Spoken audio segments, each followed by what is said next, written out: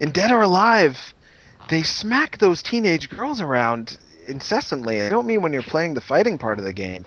In the cinemas, like, Ryu Hayabusa will just be like, shut up.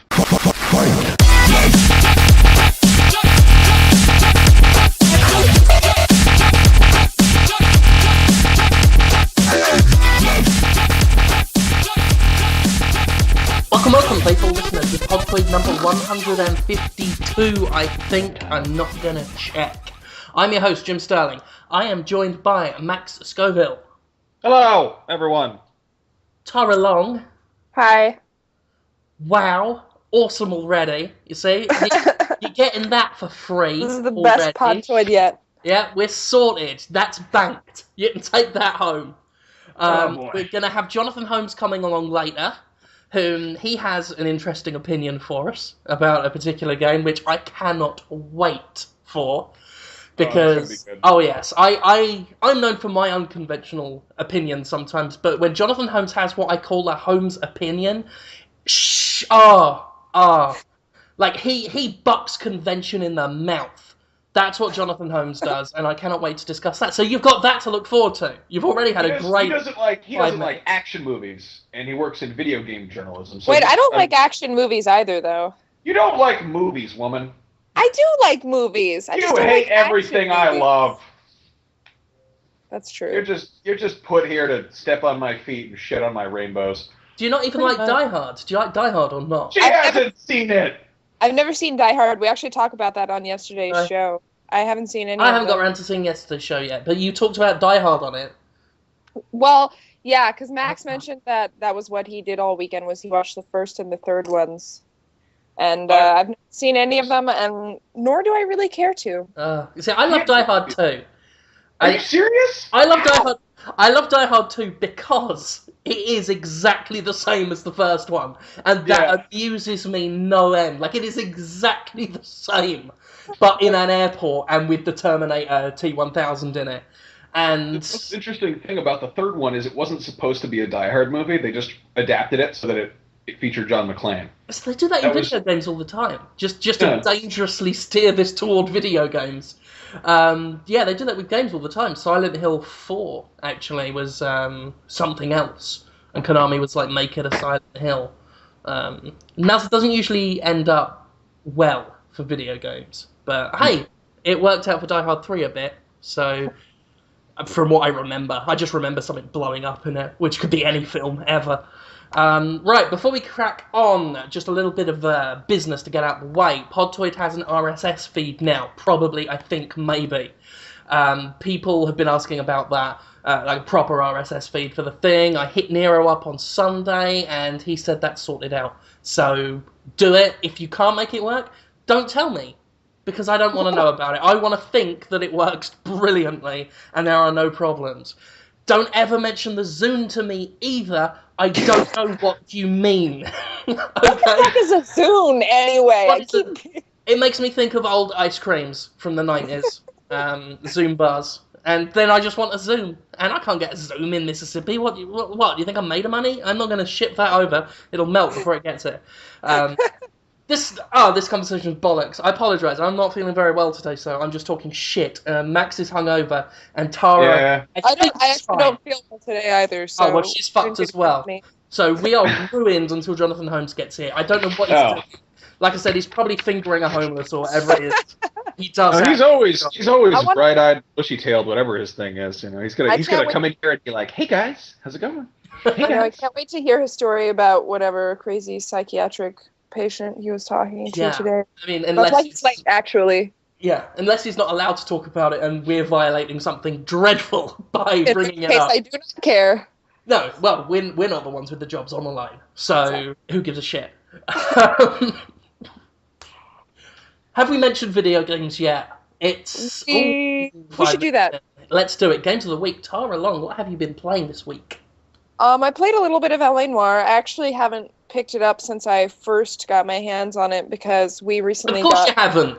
I know, of course I have. Beat Portal yet. You may also be surprised to know that I have not played Portal 2 this week either. We finally got our hands on like a real proper Xbox we got like Xbox Live Gold and all that shit. So I've just been like going through there, downloading like a million trials of games and playing a lot of them. I get really easily distracted, but Age of Booty is what I've been playing nonstop for like the past 2 days, and it is awesome. Have you guys ever played it before? I noticed you recommended that. Is that... I can't... It's not like you steer a little pirate ship around. Am I thinking of something else? Yeah, that's it. It's just like a real-time strategy game. And you play as when you said it was a real-time strategy game about pirates, I immediately lost all the interest I had because I was thinking it was going to be like an adventure game about butts or something. I don't know. Like, I was thinking it was going to be really ghetto fabulous, but instead it's about pirates, so it's the wrong kind of booty for me. Well, I mean, it lends itself well to the kind of strategy game, I guess, but... I would love... Sorry, I really don't like talking over people. It's very unprofessional, but I would love a game called Age of Booty, but merged with L.A. Noire, right? So you actually do have to find out whether the person who says they love big butts is lying or not. Wow. Sorry, what if it's make a surprise cameo? That would be terrific, actually. Sir Mix-a-Lot? You should, yeah, Sir Mix-a-Lot. He's apparently he works as a radio DJ in like Seattle or something. Really? Sir Mix-a-Lot was the first concert I ever saw when I was like 14 years old. Did you know that he's not actually a knight? What? Like, he's not. Sir Mix-a-Lot is not actually. He's never been knighted. Bullshit. Yeah, what the fuck is that? Just like Dr. Doom never finished college. Well, I want my money back. There's an interesting thing for you. Dr. Doom, not a doctor. Mr. Fantastic, a doctor. Why isn't it Mr. Doom and Dr. Fantastic? Huh? You be a doctor of anything these days, though. Mr. Gray. It's the very idea of a PhD has been demeaned because everyone needs one now, so everyone's got one. So you can be a doctor of Batman. Mm-hmm. I would love that. I believe there is. I believe someone took a fucking PhD in Batman, and he's now Batman Doctor. Really? You can always get an honorary PhD in anything. I want an honorary degree so bad. I just want, like, at some point, I'd like to be at that level of, like credibility where some fucking horrible school is like, here we go, an honorary degree. I want to be from fucking DeVry. I want an honorary degree from DeVry. That's just like, yeah, you're a pop culture historian, and I would just show up drunk to my graduation wearing a cape, and it's like, give me the degree. Okay, sorry, right. Tara. Yeah, so Age of Booty, I think it's actually on sale this week for like $2.50 or something. It's a lot of fun. I got into Torchlight also, which is wonderful because it makes me feel like I'm actually good at video games. I can't remember if I set it on easy mode or not, or if there even was like a difficulty setting, but I'm too far into the game now to go back and change it. So it's just permanently easy for me, and it's awesome. And then played a little bit of Geometry Wars. It's a fun game. That's about it for this week, I think. Max. Played. Oh, sorry. Were you? Oh no, go ahead. Max. What have I been playing? I have been playing L.A. Noire. I'm almost done with it. I've hit that point, that wall that's right before the end of the game. I think I've got 2 missions left, and I'm like halfway through the second to last, and I'm just kind of like, I'm not gonna. How are you almost done? Because I play video games, Tara. Wait, you've only had it for a week now. It's like a 30-hour game. Yeah, I've been playing it a lot because I want to be good at my job. I just I come home and I just play the video. Like, I've seriously set aside time just to fucking play it, and I just tell myself this is for work and that I'm not getting fat, and I am. But whatever. I mean, I think there was a day where I was just like, well, I'm going to have 3 beers and play L.A. Noire, and then probably have a sandwich, and then maybe pizza and ice cream. I'll tell you what's at the end of that road, Max. I don't want to look down that road. Let's just pretend that it, I'm in that jaded, like, I'm almost 25 stage where I'm just gonna get so fucking. I'm gonna get like hammer punched by my metabolism in about like 6 months, I think, and it's just gonna come back to haunt me. It'd be like revenge of my former fat self. But about games that we were talking about, apparently. Also played. I got Ilo Milo. I've been trying to find games to play with my girlfriend that's like co-op shit that doesn't give her the spins, because basically anything that has a depth of field makes her dizzy. and gives her a headache. So I love Milo. I got her into Limbo. I love Limbo. I didn't mean to replay that. And I think that's it. Oh, I downloaded the trial for fucking Keflings, which I apparently completely missed.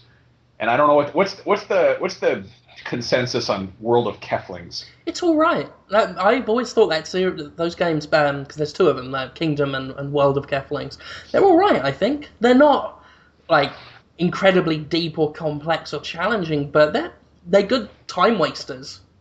Yeah, because I played it and I was like, okay, it wants me to make an ice house, and it's just me on the screen. And by the way, my Xbox avatar, it looks pretty much exactly like I look every day. I just want to put that out there. It's really fucking accurate. So my Xbox avatar looks like Conrad for some reason. I have no idea why. My boyfriend gave him a glorious mustache that neither he nor I has. It's weird. See, now I'm just imagining. I had to interject that. I'm just imagining you with Conrad's mustache, and that is fantastic. Pretty hot, isn't it? Yeah, well, I'm going to be shaving him at E3 and sticking it to your face. I can't wait to watch that. Any more for us, Max? That's about it, I think. I almost played some Pokemon, but then I didn't because I was tired. Made the right choice. Oh, the Poke session that could have been. Yeah, no, that was seriously. My Sunday was incredible. I didn't do anything on Sunday. I watched the first and third Die Hard movies. I had sex, and I think I ate a lot of food, and that was literally all I did all day. And I almost played Pokemon, but didn't. It was like the best day ever. I could have, but then I was like, I'm probably just gonna wind up fighting a bunch of fucking like Crocodiles or whatever the fuck they're called, Darkadiles, or I forgot what the Pokemon's names are. The animals, the one that looks like an animal. That one. You people wonder why I hate Pokemon. We got a question about that. I might as well ask it now. Redeemer said, do you actually hate Pokemon as much as you portray on the Destructoid show, or is it an act? I actually hate Pokemon more in real life than I pretend to on the show. So, in some ways, I guess it kind of is an act, but not in the ways that you were thinking. I really, really hate Pokemon. Wow. Oh, that is a shame. It's all right. Yeah. I've gotten tired of Pokemon now, but I loved it back in the day, and I still have Pokemon Black tottering around somewhere. I only bought it for a joke, so I could do that post on Destructoid with me holding the not racist sign. That was worth like $40 to me. That was worth it. Just to make a joke that, to be honest, was racist under the surface, or even pointing it out. I'd like to point out that I've got a promotional Pokemon White DS. There's an unboxing video somewhere of me bothering Hamza while he's like showing it off, and I got that. That's the coolest thing I've ever gotten from working here, and that came with a copy of White. So I had this shiny white DSi, and with a copy of White, I brought it home, gave it to my girlfriend. She somehow logged like 12 hours of it in the course of like a day, and I don't know how she did that, but we bought a copy of Black so that we could trade, and then we never really traded, but I made a point of catching, I'm not even kidding, I caught 13 Gothitas. Like, that's the goth chick Pokemon that actually looks like a little goth girl. This is when I did that Pokemon battle with Dan Brown. Yeah. I caught fucking 13 of them, and I named them all after Suicide Girls. I was sitting in the back seat of a car that drives to Tahoe, and I was literally walking around the same like 3x3 patch of shrubs by like Route 5 or something, trying to catch Gothitas for about 2.5 hours. And I named them all after Suicide Girls, and there's literally nothing I can do with them. Like, there's no point to having 13 of one Pokemon. That is 7 Pokemon too many for it to be useful. Well, I wish Jonathan Holmes were here for this conversation. Yeah, he wouldn't even get it. I don't know if he knows what Suicide Girls are. He's very safe for work. That is the worst thing a human man has done. Really? The worst? The worst thing any human man in history has done. Well, I've been playing The Witcher 2, which was too complicated for me because it's a PC game. And as a console kiddie, I didn't understand it. So that's all I'm going to say about The Witcher 2. What else have I been doing? I have been playing Battlefield. I've actually been playing a lot of PC games, so PC games can stuff that up their fucking ring PCs. I've been playing Battlefield Bad Company 2 on PC. I've been playing Bulletstorm on PC. I've been playing some other games that I can't remember on PC. What else have I been playing? Those are the main ones. A bit of Fear. I've been playing the first Templar, that Calypso action game that tries to be Assassin's Creed, and it's actually not as bad as I thought it would be dreadful. But for a European quasi RPG action game from people that normally do those resort strategy games, those Tropical Island, Tropico, that's it. It's not dreadful. It's incredibly mediocre, but it's not dreadful. Apart from the fact that it keeps crashing my fucking computer for some reason. Even though I was running Witcher 2 perfectly on it, this shitty little game from Europe keeps crashing my fucking PC, like it can't handle it. Garshasp the Monster Slayer is the same thing. It's an Iranian game. From obviously, I didn't know they made games. Well, no, that's the thing. Like the developers actually got in touch with me, and they were like, "You know what? We don't normally make games, and we're trying to prove that we can, because obviously we're in a country where that kind of thing, sort of creative entertainment, can be stifled." So they appreciated us taking a look at it, except I can't get it to run on my computer, and I want to be able to say that Iranian games are coming to rock your face in a big way, except it's shipped broken. So that's that. There's a bunch of broken files in there, like broken Flash files and things, that it's got a lot of complaints. Some people are okay with it, but I'll need to do a lot of file replacement, and I can't be fucked. Because I'm a console kiddie, and as such, I want things to play when I hit the play button. I don't think that's unreasonable. Apparently it is. Apparently part of the fun of PC gaming is fucking around for an hour. I think the biggest problem with PC gaming is that the A and the X and the B and the Y buttons are all very far apart on the controller, which is a keyboard. Oh, Max. We're gonna have to get up early in the morning to catch you, Maximilian Scoville. That was fun.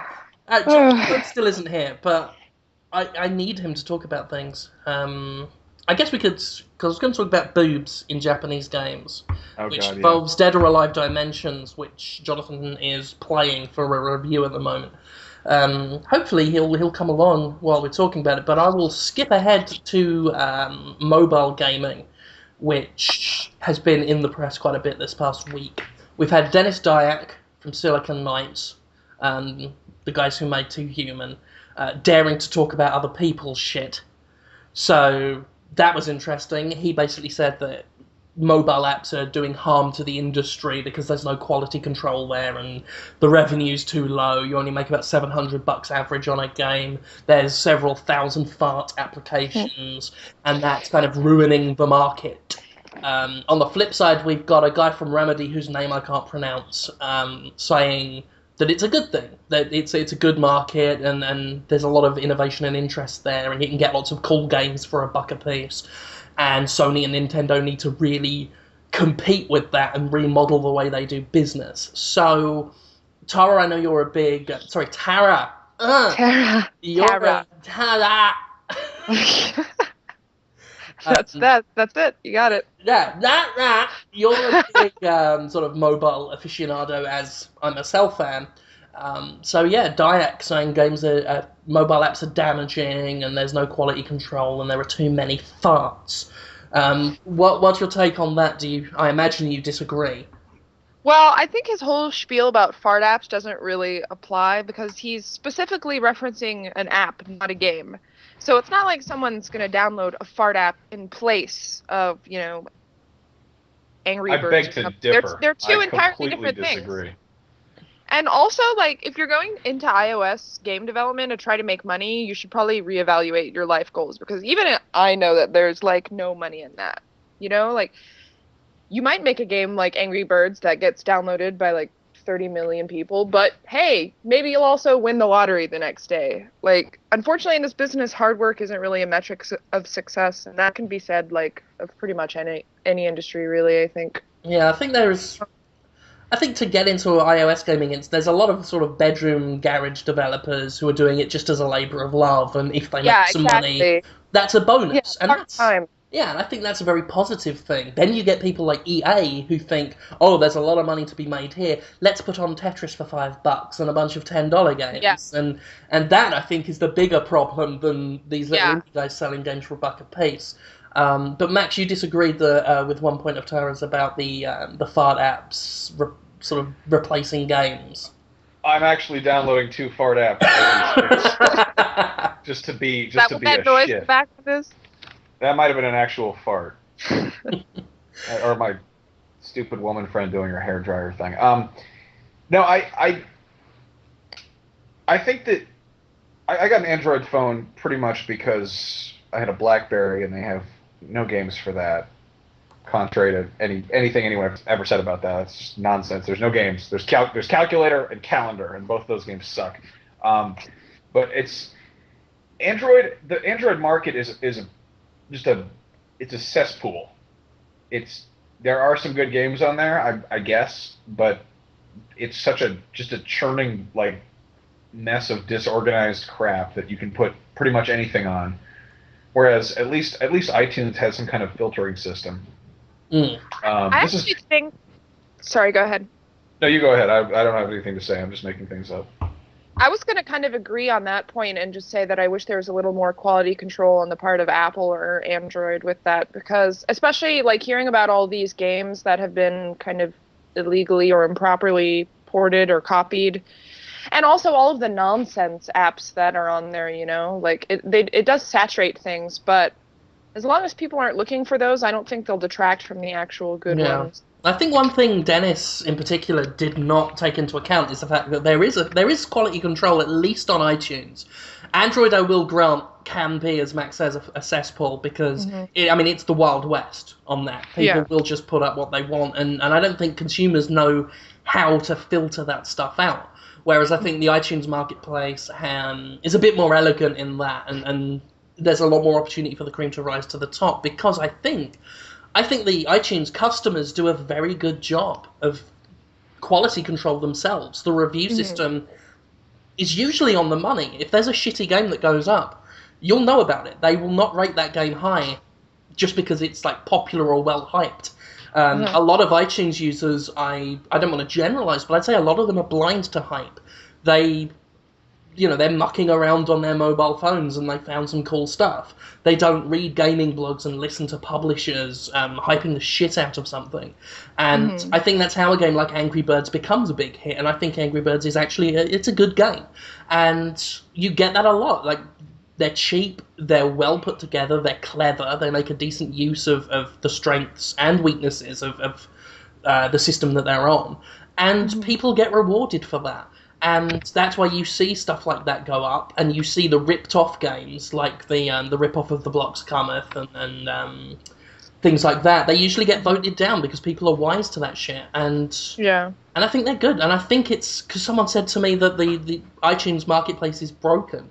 And I'm like, how is it broken? It's a lot more of a democratic process than the retail market we've got now. Would you rather have a marketplace where anything has a chance to be successful and the customers decide what's worth becoming popular, or the one we have in the retail space where a small number of executives, most of whom don't even play games, are deciding what lives and dies? Yeah, I completely agree with that. It just sucks that it's so hard to kind of get your game's title out there without any marketing, because that's like, and especially doing the show and tell thing that we've started doing for our show where we like highlight indie developers, it's become more obvious than ever how hard it is to do the marketing side of things, because most of the people creating these apps are just iOS developers. They don't know anything about marketing an app, and that's why a lot of them don't end up making money in the end, I think, even if it is a solid, fun game. Yeah, I mean exposure's difficult wherever you go, but I would say at least on iOS they have a far better chance than if they're trying to compete in the retail space. Yeah, totally. Especially, it's cheaper to make the games as well, so there's a lot less of a risk. You don't get mass closures and people losing huge amounts of money and going bankrupt. I mean, indie developers on PC and in the retail space struggle a lot. But at least on iTunes, there is always that chance that someone's going to spot it and it's going to become a big word of mouth hit. Mm-hmm. I'd like to point out that... sorry, that was a fart. I'd like to point out, first of all, the Whoopee Cushion Android app is much better than Fart Soundboard, which I'm pretty sure is just a banner ad. I think I just downloaded a banner ad app. It's... It's a funny noise, though. I don't know what Dennis Dyke's talking about. I think we need more of that shit. Why can't we have any, like, AAA, like, really high-budget fart apps with, like, different visuals, kinds. too? Different asses. Can we get some realistic asses farting? Like, this is a tricky subject for me because, I mean, a lot of my good friends are actually mobile developers or were mobile developers. I met them. I made friends with a bunch of guys who were in the game design program, and like my friend Josh and Hunter, they just put out a game called Go Car Go, which we plugged very briefly on the show. It's on iTunes. It's a buck, and they were telling me that like it's been a hit. They haven't broken even yet. It probably will break even, but it's like that's the business behind this kind of thing. Like, and you look at the game, and it's not like a high budget game. It's a mobile app where you're a car. Like, it looks like if Ralph Wiggum made a racing game. It's pretty stupid, but it's a fun little thing, and it's marketing a game on iTunes it's bizarre because just the fact that it's not on a website doing the whole click here to download thing doesn't quite work because it's going to open up a second application, and it kind of goes into like a weird gray area there. It's very much, I think it's very similar to indie music. Getting people to listen to a local band, it's got to have kind of like viral traction. Like, you can't just be like, hey, listen to this. Like, it's like going to local rock shows or something is sort of I don't know. Do I sound like a rambling loony, or does that? I get what you're saying. I mean, there's definitely an uphill struggle to start, as I think there is in any space. But better to have it on iTunes, I would say, than trying to shop this around to publishers who are like, this has no market appeal. I'm not going to finance this. And try and get it done that way, because then, again, we go back to the point of a very small amount of people deciding what the public wants. I would be very surprised if Activision had been given the chance to finance Angry Birds and put it up for sale, whether they'd have gone for it at the time. I'm sure they'd love it now, but at the time, would they have gone for that? It looks like a game that maybe wouldn't have been such a big hit, at least with current modern gamers, but it obviously became a huge mainstream hit, and it's stuff you just can't predict, and I think that's what I love about iOS. It's the unpredictable nature of it. Anyone can make a game on it. Like, yeah. It's so accessible, and I think it's a really good point about big publishers and how they approach this sort of thing. Just recently, EA produced or published on XBLA the Fancy Pants Adventures, which is a game where you run around. It's like a Tara, you covered this. Yeah. That's a Flash game. Like that's a browser game from like 2001. I'm just gonna put that out there. I have no interest in this title whatsoever. I mean, like, a guy made it, like a normal dude. I've played the Flash games. They're quite good. I'm supposed to be reviewing the XBLA one, but I forgot. Don't tell anyone. I just think that I think it's really strange that that they would pick that of like all the things to put their money behind, because it is. I mean, you look at it and it looks homemade. Like, I mean, with no disrespect to the game, it's not bad. I'm just surprised to see a big company putting money behind it, because I would see them more likely jumping on something from Newgrounds, like one of the, like, Alien Hominid or something like that, like something that's got a certain level of kind of like somebody was an art director for it. I'm just going to say that. So, but that's the only thing you don't like about the game, though, right, is the art direction? Pretty much. I mean, I think if you're putting money behind it, you're going to have something besides, like, a stick figure wearing Raver pants. Yeah, I mean, I kind of thought the same thing, and then I played all of the Flash games just to kind of prepare for my preview, and I got it. You know what I mean? Like, It's one of those games that you have to play. I mean, yeah, the game because it's all about the physics and the mechanics of the game. And it was a hit. Like, it's a popular game online. Yeah. But I mean, I do get what you mean. It is an unusual thing for a publisher like EA to pick up. I would imagine a smaller publisher doing it. I believe the term is developer art, where it's essentially it looks like a placeholder for like a real actual design. I'm such a stickler for like design in games because they're video games. They're like, I mean, look at every game could be just a bunch of shapes, but it's not. It's things look like stuff, and it bugs me when stuff looks like a placeholder or just like sketchy. I'm going to go ahead and bring in Jonathan Holmes, who has very kindly joined us. Yeah, what have you guys been talking about? Hi, Jonathan. Hi, what is this? Where are the dick jokes? Where's the smelly... we had a lot of listening. I just came 2 minutes ago. I came in on serious talk about iOS and pants. Did you ask where the smelly was? Because I got an answer for you. There's the smelly. That's so smelly. That's so smelly. God damn your fart app. What was that, a fart app? Yeah, I have two of them on my phone. We were talking about them. Yeah, that's where the serious iOS discussion went.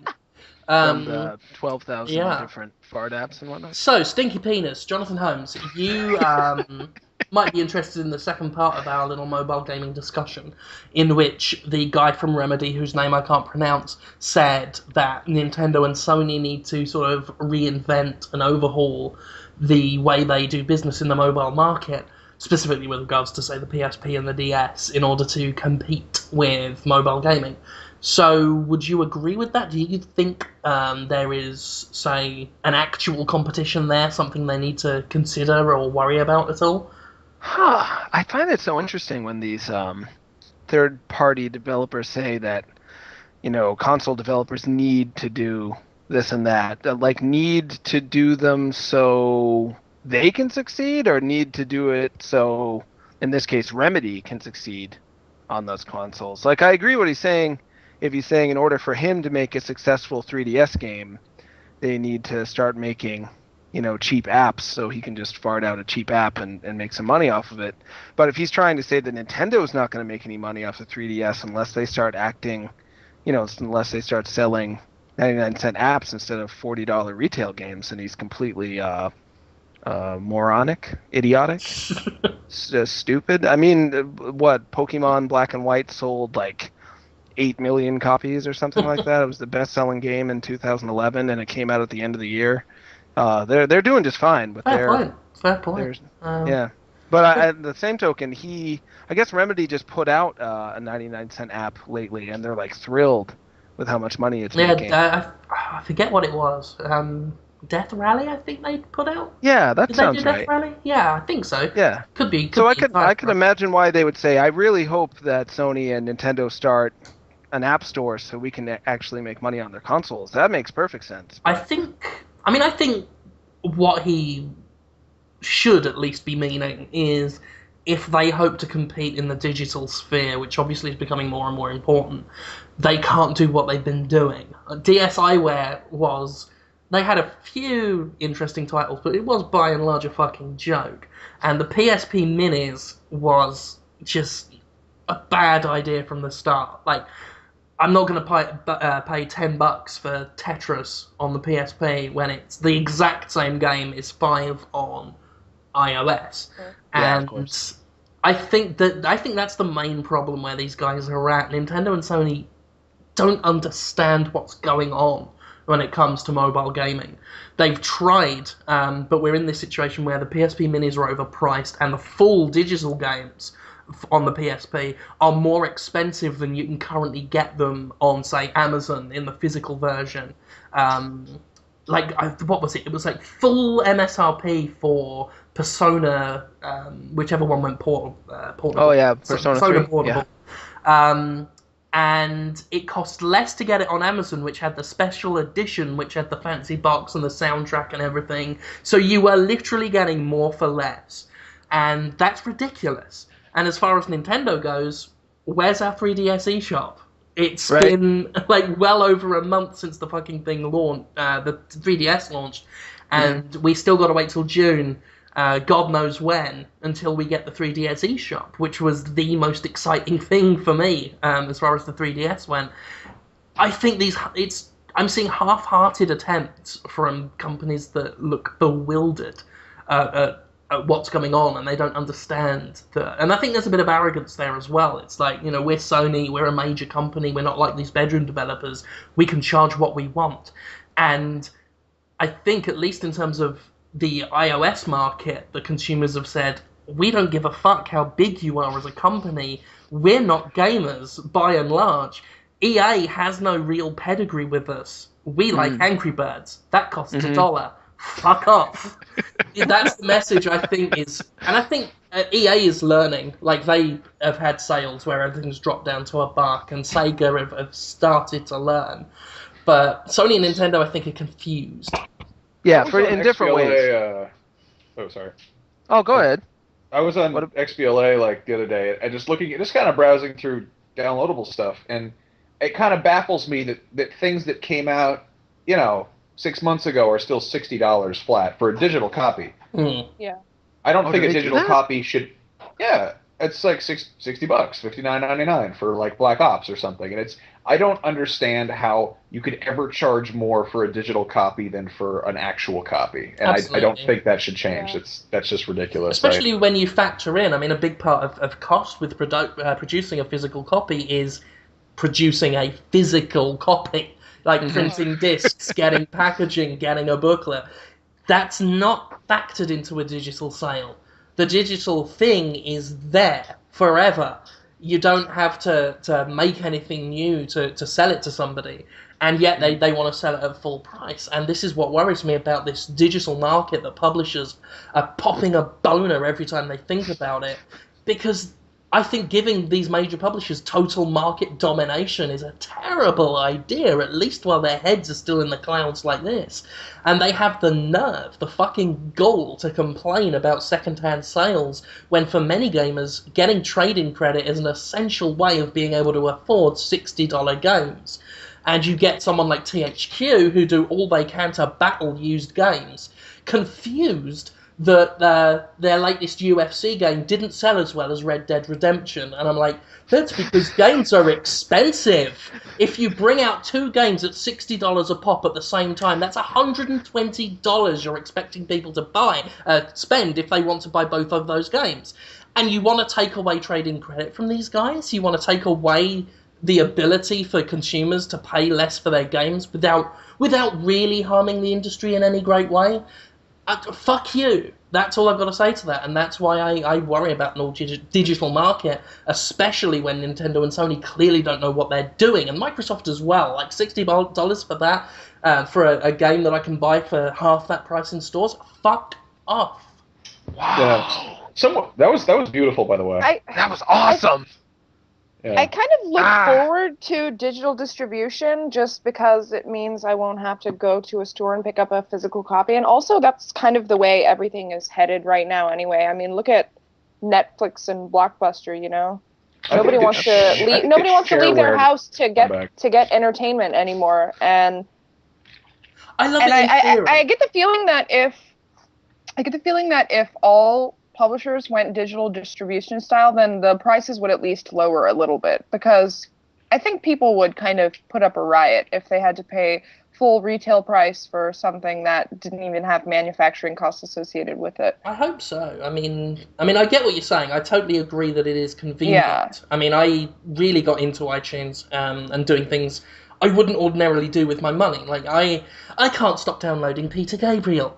And it's because I can just click a button, and then I've got another great cracking collection of Peter Gabriel tunes. And Steam as well is a big thing for this. I think Can I interject for a moment? I'd just like to say that Lee Alexander from Game of Sutra, she made fun of me at GDC for having Peter Gabriel on my iPod. Oh, that's what they call flirting. Yeah, that's flirting. Is that flirting? Yeah, that's what they call flirting. Yeah. Oh, you can have that on your iPod. Oh, you should come over to my house and listen to my songs instead. Well, that's something else I do that she can complain about. Moving on. Is it Lee or Lay? Lee. Lee. It's Lee. Is it Lee? I don't know. This is I think it's weird. Lee. It depends how much she's had to. No. Oh, you cut yourself off. Wow. I don't actually mean to imply anything. Oh, this is so controversial. That was just a joke. That was literally a joke, and Lee has a great, or Lay, I don't know, whatever, has a great sense of humour, and I'm sure she'll get it. Yeah, she'll love it. Yeah, she started it though. Let's get that.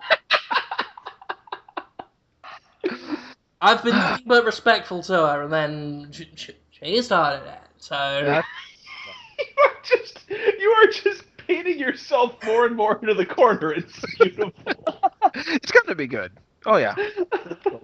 Nothing wrong with Peter Gabriel. Yeah, that's there we go. Oh wow. What were we talking about? What the fuck are we talking about? Digital distribution? Yeah, I mean, one big excuse they had with the PSP was, well, they want to keep GameStop happy. They don't want to undercut GameStop by selling their digital games for cheaper.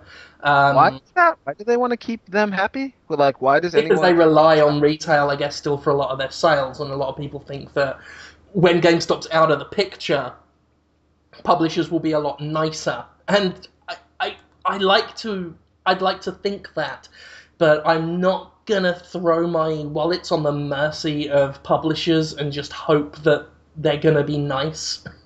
Especially when you've got a company like Activision who will charge in Britain £5 more than most games are for Call of Duty because they know they can.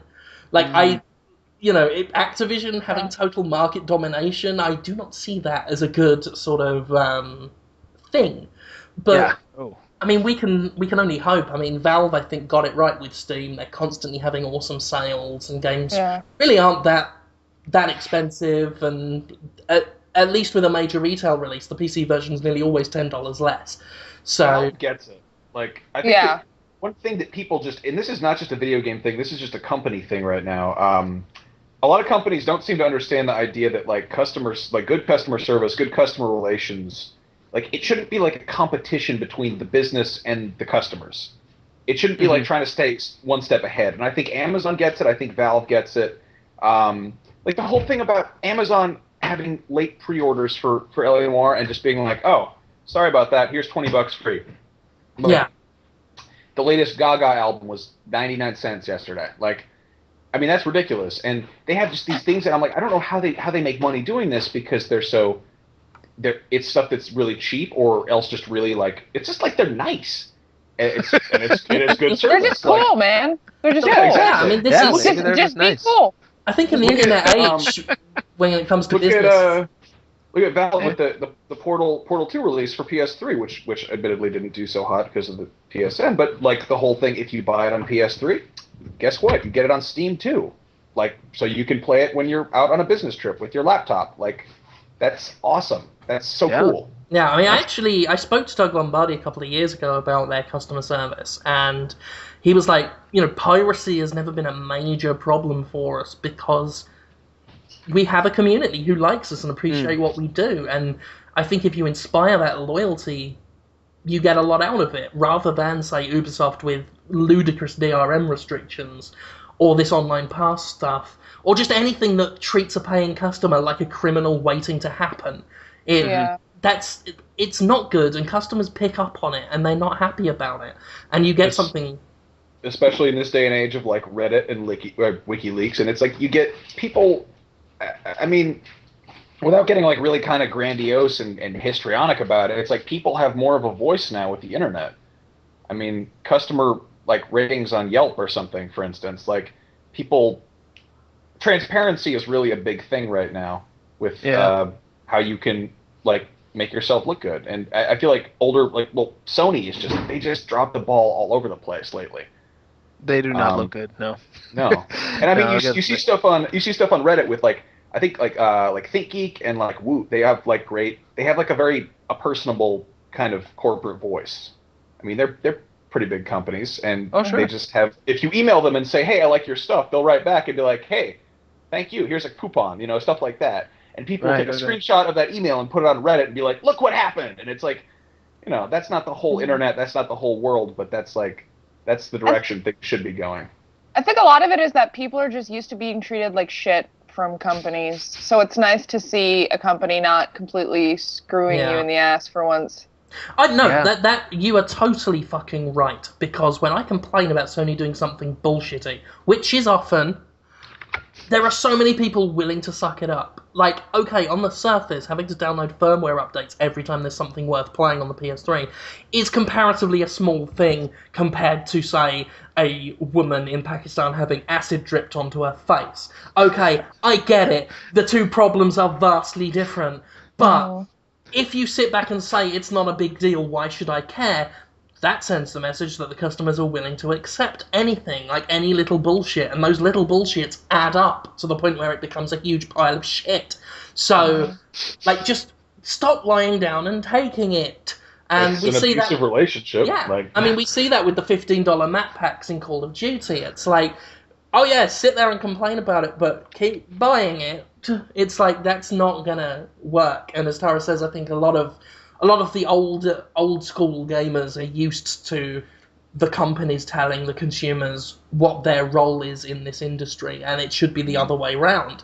They rely on us. We shouldn't be relying on them. And that's true for consumers and press. I'm sick of people being at the beck and call of the industry when it should be the other way around. You people should be fucking making consumers happy. We shouldn't be trying to make you happy. So, that's what I think anyway. Yeah, they should be working for us. Right. Basically. I hope the Minecraft dude becomes more of a role model for the way people go about selling their games, because he's rich and people probably want to be more like him, but what is Minecraft, $18 or something? $12? It was $14 when I bought it. Yeah, it's $14. You get it for life. And that's pretty he cool. Doesn't care. Yeah, he doesn't care if people pirate it, because people feel such a connection to him because he's constantly updating the game, and people kind of have a voice in what direction the game development goes in. So he goes in the forums, he listens to what people want, he tries to implement it, and therefore people are willing to. They feel like he's their friend, and they want him to not die, so they'll buy the game, and they know that game will be updated forever, and it's totally worth the investment. Yeah. And well, it's like what richness. I think Radiohead did it with some album. They were like, pay what you want. You can pay 99 cents, and a few really hardcore fans were like, fuck it, I'll pay you $1,000 for this fucking record. Sure. I know Trent Reznor's been a big proponent of that. Like, he's hated being at the beck and call of record companies for a long time, and it's just like, fuck it, my stuff goes on the internet now. Guess what? I'd rather hang out with Trent Reznor than any of those fuckers from Metallica. Just putting that out there. Free music. Fuck Metallica. Pretty cool. Seriously. Yeah, right. And he's got muscles now. Yeah, and fat. Yeah. So I don't know what that. I don't know why I felt the need to point that out. And he's got muscles now. He's got muscles now, so you want to hang out with Trent. Trent can. You shouldn't fight your customers. That's the bottom line, the end statement. Like, if you try and be like, hey, we're one of you, like, they're gonna like it better, Right. Yeah. And going back to Sony and Nintendo, I don't think either of them are fighting their customers. I think that they are clueless in different ways. Like, I think Sony is oblivious. I think they think they're friends with their customers, and they don't know why, like, what they're doing is wrong. It's like when a supervillain in a comic book turns good, but the good things he does, like, are still evil, but he doesn't know why. Like, it's that kind of thing. It would be like Doctor Doom, like, stroking a rabbit, but he doesn't realize he's got giant metal hands, and he's just, like, pouring its skin off. And when has that ever happened? What the fuck comics are you reading? Well, I wasn't going to reveal this, but I will be making some pitches to Marvel. Barbarian petting zoos is Doctor Doom going to? I couldn't think of any real examples, and I know they're out there. I think Magneto accidentally, like, blew up a nuclear power plant when he was trying to save the workers or something. That sort of thing. Yeah, sure. But I think that's what it is. Like Sony, especially, I think they give, like when they were doing the PS3 is $600. Isn't that cool? Take out a second job and buy it. It's like they don't realize what that sounds like when they say it. They think they're the really popular. Well, they're not popular. They're like the kid who's really good at school and is like gets really good grades and sits at the front of the class and does everything right, but doesn't get invited to parties and doesn't understand why. Exactly. That's a more sensible analogy than Doctor Doom stroking a rabbit. That's what they do. Like, I think Kaz Hirai looks in the mirror and he sees Valve staring back at him, and he's like, "I'm brilliant at what I do." And it's like, nothing against Kaz Hirai. I think he does a decent job with the company he's keeping, but you're not Valve. You're not beloved. Don't listen to the maniacs on N4G who make you think you're beloved. Right. I think there is. What's his name? Reggie. How do you say Reggie's last name? Fils-Aimé. Fils-Aimé. Okay. Fils-Aimé. Okay, Reggie from Nintendo. If he came up to me and was like I'd expect him to give me $5, basically. If I was hanging out with him, this is a weird thing to say because that's a possibility. Whereas if Gabe Newell came up and was like, "Dude, can I have $5?" I'd be like, "Gabe Newell, fuck yeah, here you go, have 10, man. I only got a 10. Here you go, get out of here." Like it just seems like there's something so much more like lovable about him. Just if I met Reggie Fils-Aimé, there'd just be a pair of shoes left. And me, with a big knife and fork, just going, delicious, licking my neck in a really exaggerated comical way. Yeah, he would eat it a lot. It's funny because he looks like he's made out of meat. That reminds me of that Bugs Bunny. Yeah, steak, hamburger. Is that hamburger, right? Steak, steamed ham. Super Fils-Aimé boy. That's what I think when I look at him. Super Fils-Aimé boy. Wow. Yeah, you've been making that. Cannibalism. Yeah, I've been. It's not cannibalism. The man is fucking Stroganoff. Yeah, just because, Max and Tara, you probably don't know, but I've been milking this whole Reggie looks like he's made out of hamburger meat joke for roughly 3 years. And it's not gotten old, baby. The magic hasn't left. If you, I have a joke that I just want to put this out here. Like, that classic bit in like cartoons where someone's really hungry and they look at someone else and that person, they turn into food. That's immediately. I want to see. Right. I love that bit. I want to see that happen, but I want somebody to actually look at food, and I want it to turn into different food. Like I want someone to look at a roast turkey and just have it turn into like a steak. It's just like or just Reggie's face, like grinning at them. Well, I was gonna say, if you join our forums and you are new, you are considered fresh meat, and your avatar has to be a steak with Reggie's eyes, nose, and mouth. I don't know if you guys knew that. I wondered why somebody had that as their avatar. All our new people have that, fresh meat. It kind of scared me a little bit. Yeah. That's how deeply Jim Sterling has penetrated every inch of his That's horrible. Yes. Right, let's move on. Talking about penetrating meat. Boobs in Japanese games. Japan. There we go. Yeah. Let's talk about that. Yeah. Japan and its sexy children. That is. You love that thing. That's the title of an article I wrote on Gamefront. Check it out now, please do, because I get an extra $100 if I break 250,000 views. I'm not going to do it. Boobs in Japanese games. We recently had a problem where Nintendo, they're the guys publishing it in Europe. Nintendo Europe are publishing Dead or Alive Dimensions on the 3DS. And it was pulled from Sweden, Denmark, and Norway because there were fears about it violating child pornography rules because the characters of Ayane, Kasumi, and Kakari Village are all under 18. And they've got giant boobs. Say that I did not. I've said this before, I'm sure. I did not know they were under 18. I didn't know that. They look so much older, and they're cartoon characters. Yes, but fuck, man. Well, it reminds me of when you guys know the old Free. Final Fight Poison story.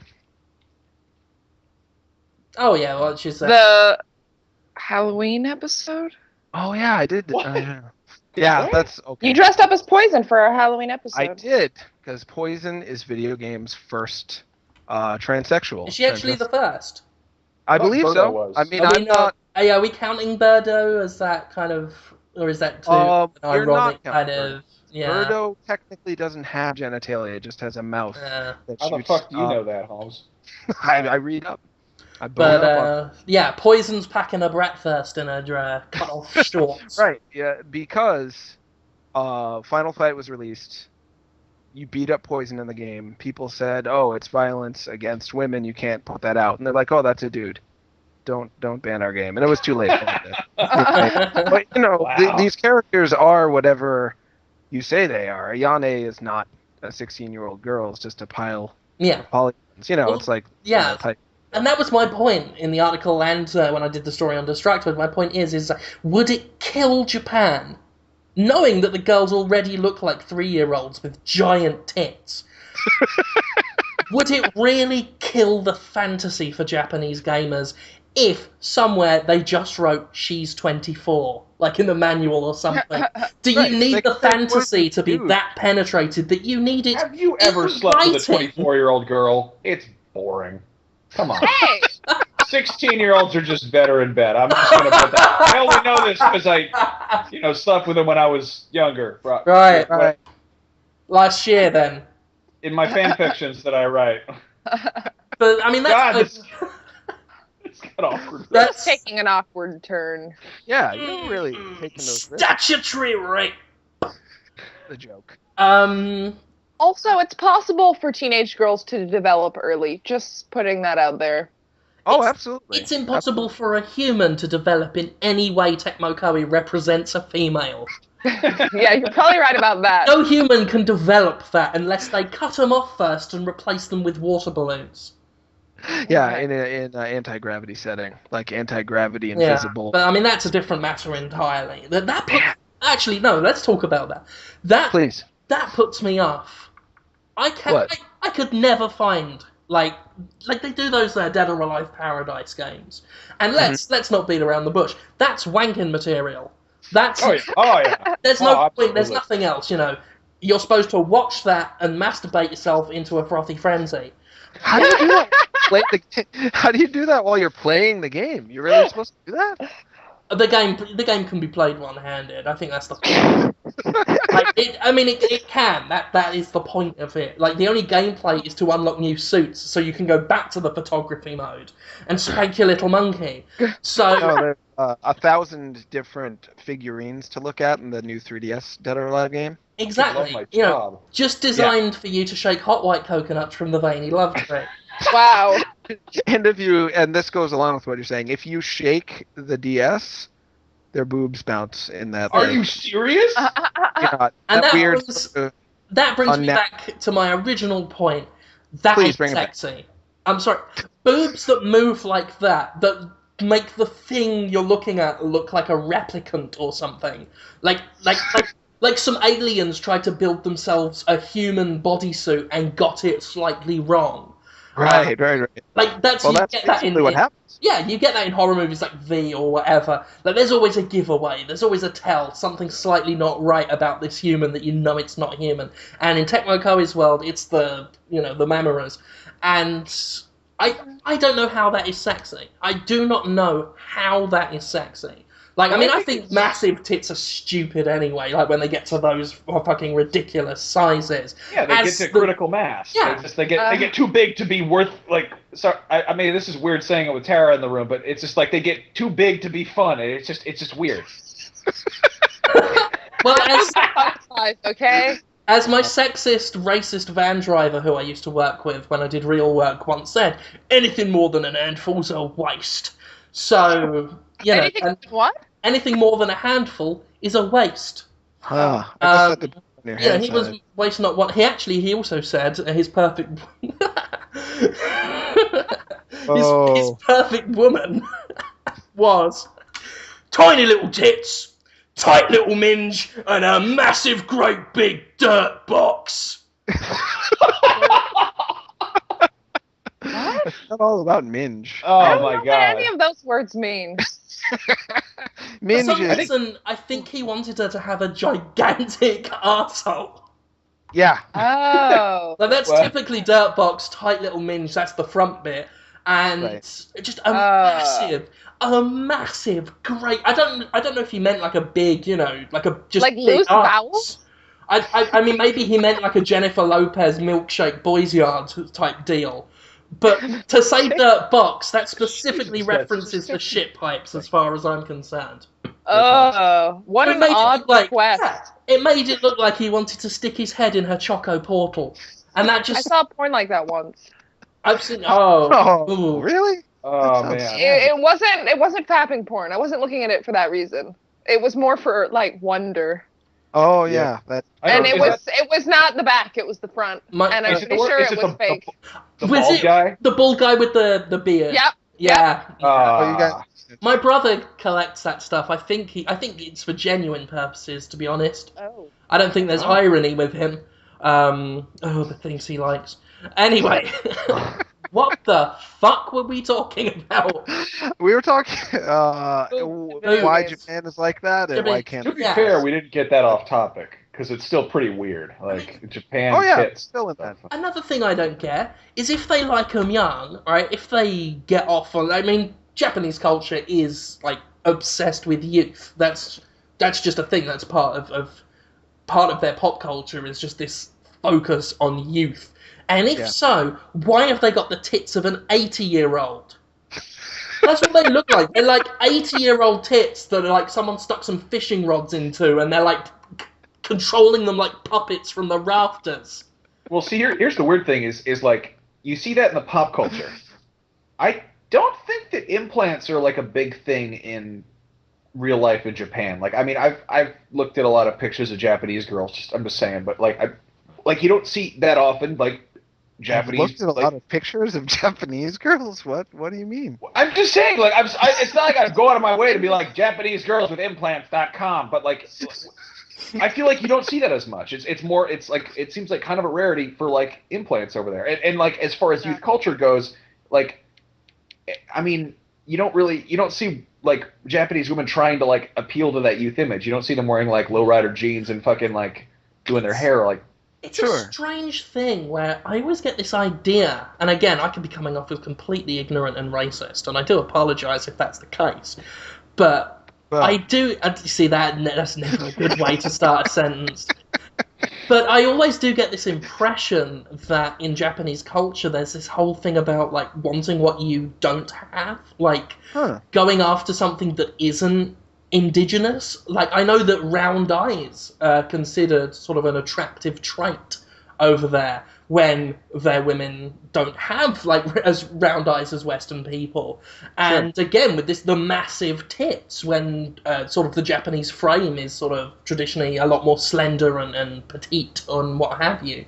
And yet that seems to be considered, at least looking at their anime, massive fucking eyes and giant hooters.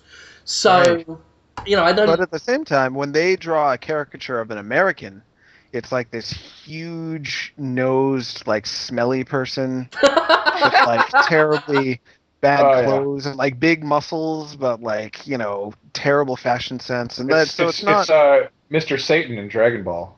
Hercules. Oh, yeah. Who's just like a fucking idiot. And like, always he's Chuck loses. Norris. Has no powers. Yeah.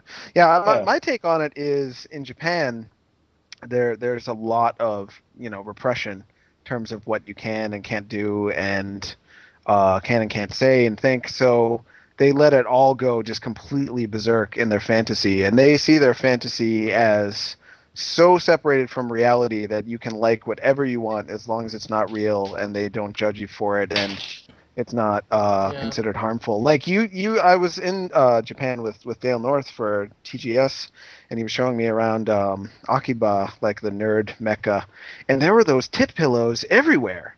And people were just like, "Oh yeah, I'm here with my wife. I need those tit pillows. Thank you very much." Like no big deal. Like no one was giving them a second second glance. It was just, oh, well, that's fantasy, you know? That's not me really lusting after a woman. That would be mean. I'm lusting after my house.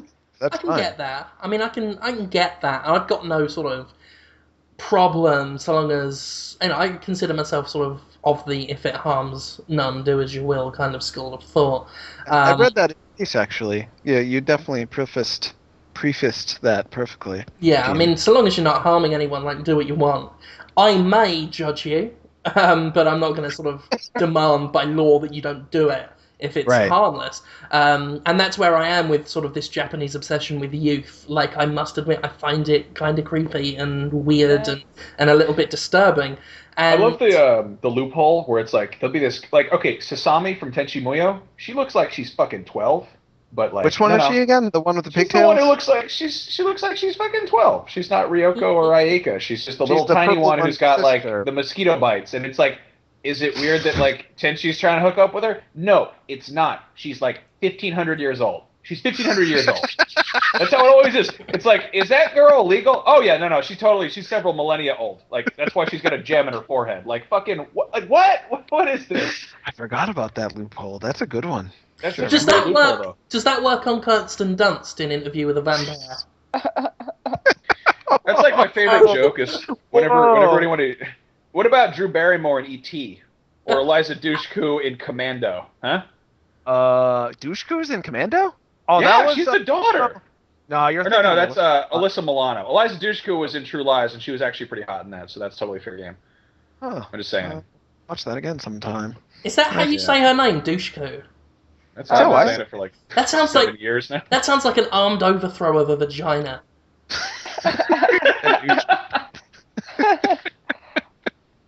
That's the cleverest joke I'm going to say all week. Good night. That was pretty goddamn good joke, Jim. Okay. Anyway, back to talking about that loophole. Like, that was my point. It's like, again, would it really kill the Japanese developers to just write somewhere in the corner, like, yeah, she's 18. Like, do you have to have the fantasy penetrate that deep that this big-titted girl from Ninja Gaiden Sigma 2, whose tits you can manipulate with the 6-axis controller, is 14? Do we need that canonically, like, listed as fact? Just say she's 20. She's going to look the same regardless. She's still going to be able to play with her tits. But, like, you look at some JRPGs where a 21-year-old woman is considered a MILF almost. Like, she's this old, sort of, usually a villain, because evil is old. Idea, however you pronounce it. Final Fantasy.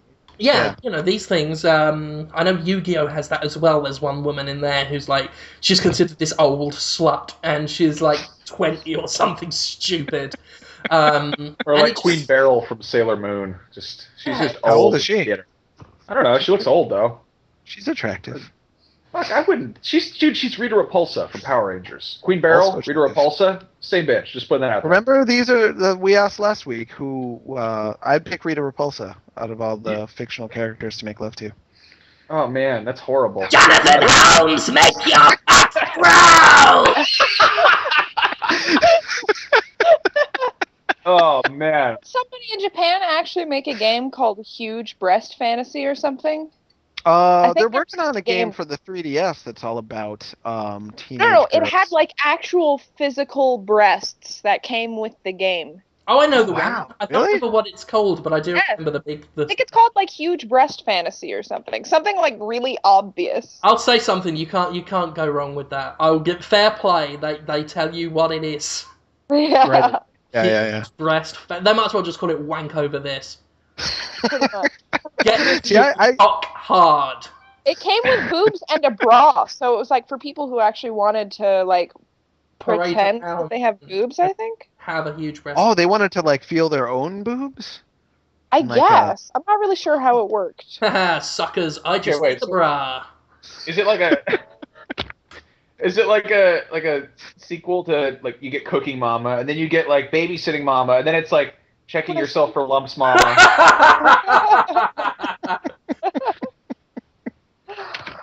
That's a game right there. It would be a good way to spread awareness. Yeah.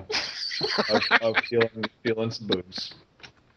Someday it'll happen. I think it all comes back Mama say you're malignant.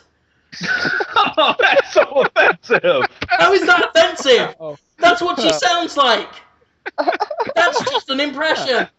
I don't know. That is so offensive, Jim. I live with an Oriental woman. Okay, it's. I'm not saying your mum's your mum. No, I'm not saying whoever you live with sounds like Cooking Mama. That's what Cooking Mama sounds like. Yeah, Mama. She goes, I've heard the game. She's like, "Where's to Mama?" Like, that's not me being racist. That's whoever did the localization being racist. That's right. That's how you do it. That's how you turn it around. Put away your paintbrush. Do not tar me your villain, sir. Yeah. Alexander. You hate Heavy Rain a lot, but I think that if Heavy Rain had been marketing as cooking single dad, it would be so much more successful. Because that part where you have to like make your kid macaroni and get him to do his homework, that was like cooking single dad. Like it was.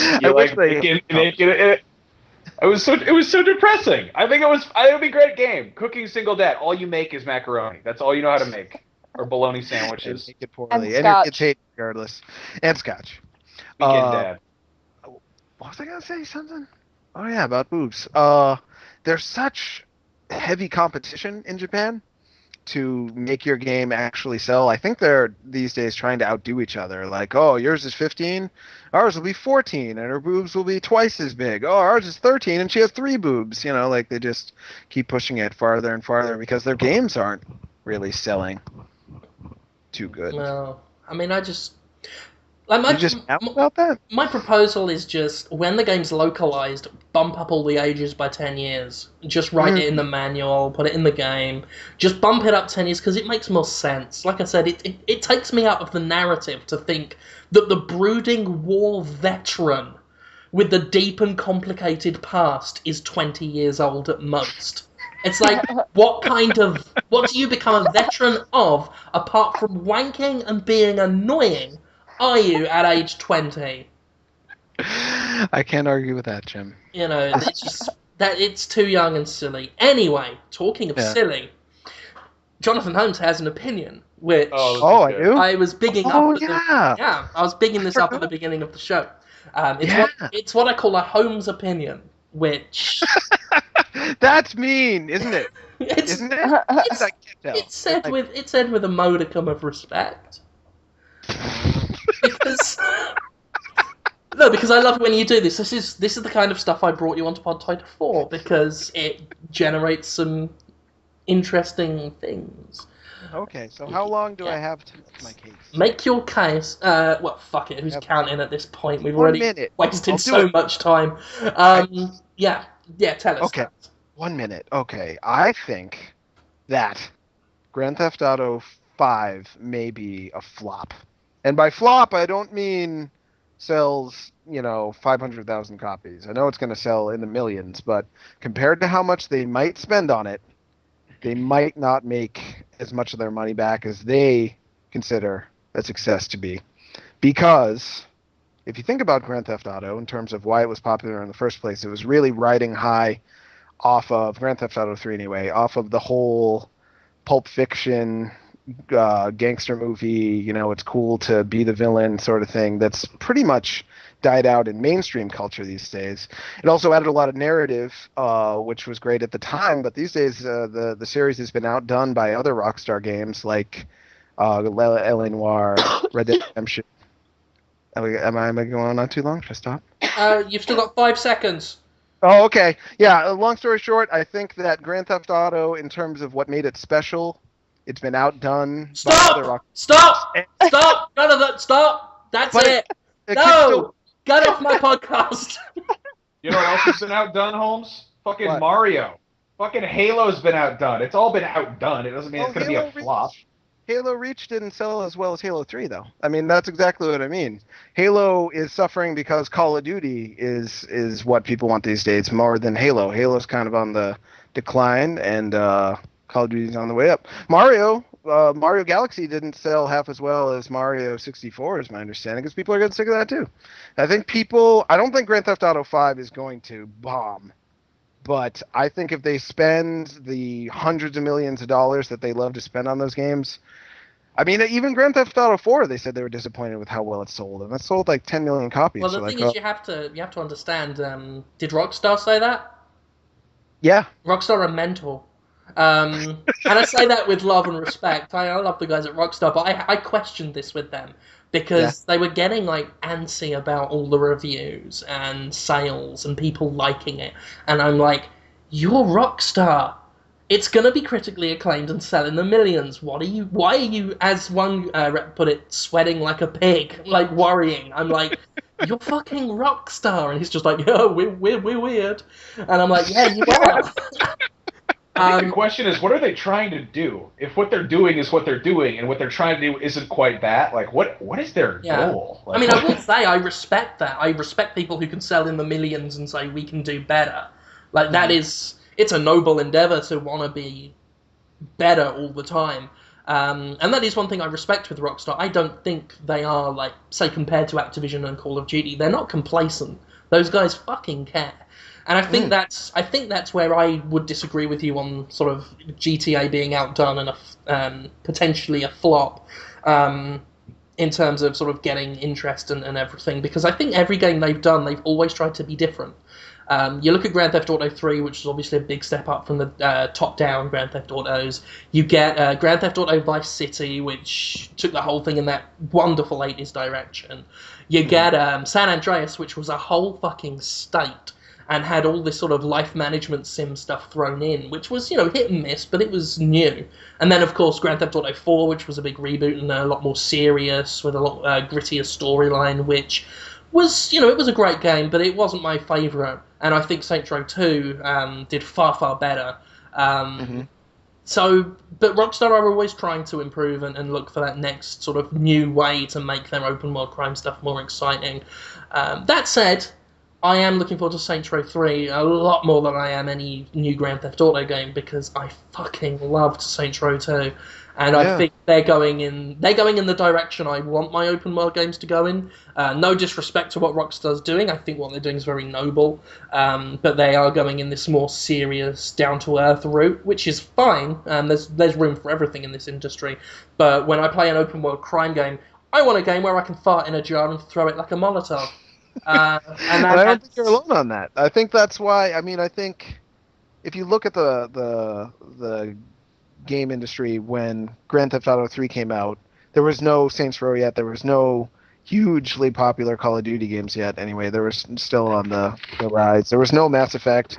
There was no Heavy Rain. There was the market was totally different then. It wasn't half as competitive in that regard. And if GTA 5 doesn't really reinvent itself, if it's just GTA 4 with a new storyline, I don't see it making as much money as they think it should. I think Rockstar is really smart with their use of the GTA franchise. They could have called Red Dead Redemption some kind of weird variation on Grand Theft Auto, and they could have called LA. I mean, they could have.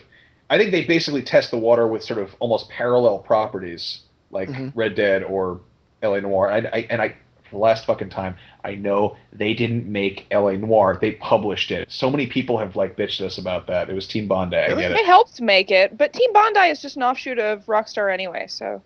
Right. Oh, yeah, right. I mean, they're the publisher has something to do. Yeah, it's a Rockstar game. Yeah. Some publishers are more involved with development than others, and Rockstar is a very involved company. Yeah, but I think that they're really smart about kind of they test the water. They are very shrewd. Obviously, they don't want to make any flops. I don't think they will make a flop because they kind of they watch their footing.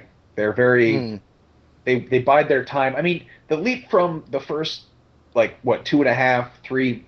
Well, I guess the first two GTA games, there was the London one and then 1 and 2, and then there was 3, and the leap from that is fucking crazy.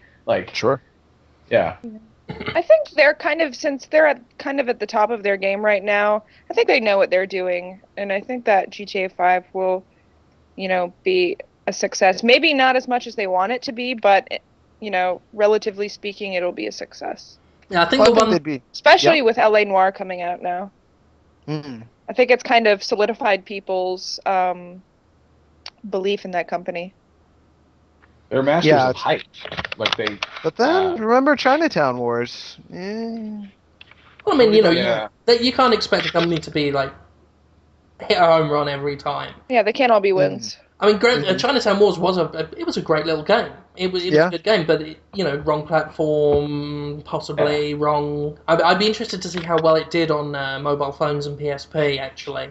But it did worse on PSP. I know that. Well, there you go. I don't know about phones though. But I will say, like the argument you present, Jonathan, which was disappointingly tame compared to what I was hoping for. Work on that, please. I think your argument proposes that Rockstar are like many other developers in that they work in a bubble and sort of just do their thing and expect it to sell. Whereas Rockstar, as Max said, are very shrewd, and these guys, and I totally respect them for it, they are... they really are in tune with their community and reviewers, and they watch and pay attention. Sometimes I worry that just judging by sort of the way they've been with companies in the past, they might take it a little too seriously. But at the very least, they're willing to sort of learn what gamers like and want, and I think that'll carry over to GTA 5. I certainly hope so.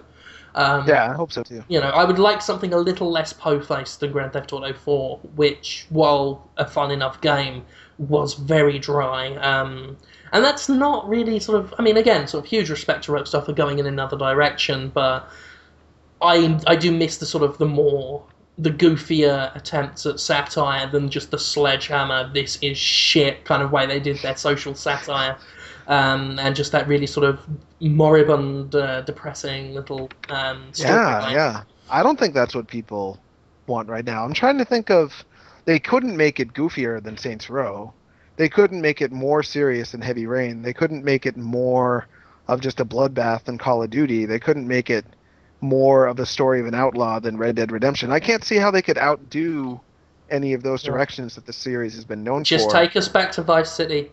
Vice City 2, so? Vice City 2, fucking game of the century. Put in more ELO, please. Because Rockstar is...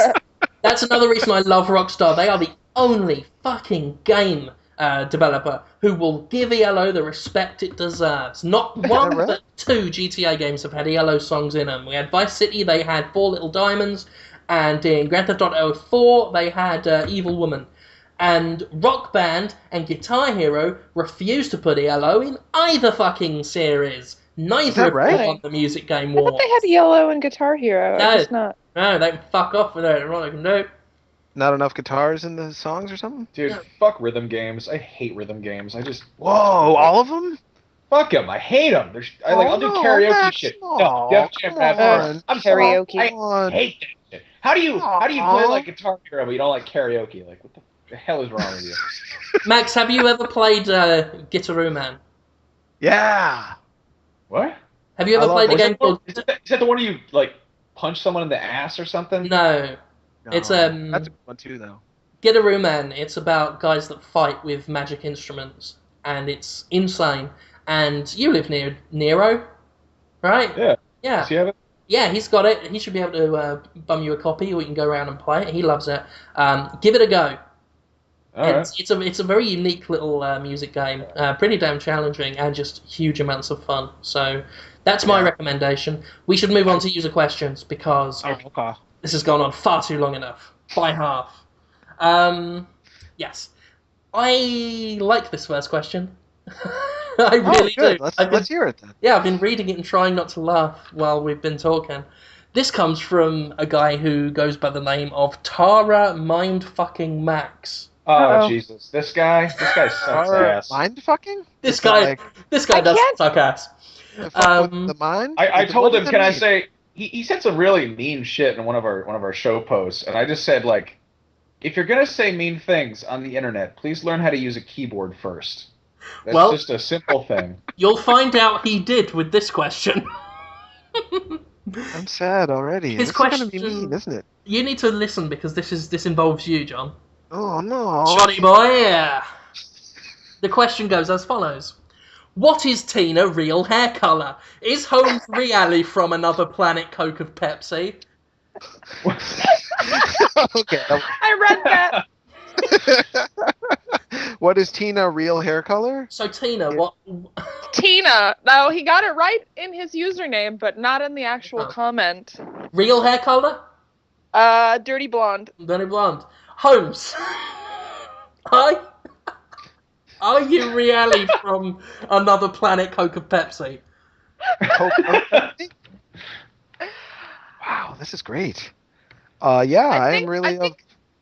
I think those are actually two separate questions. I think he's asking if Holmes is from another planet because we said when Holmes left the show that he had to go back to his home planet. And I think his third question is Coke or Pepsi. Coke or Pepsi. Oh.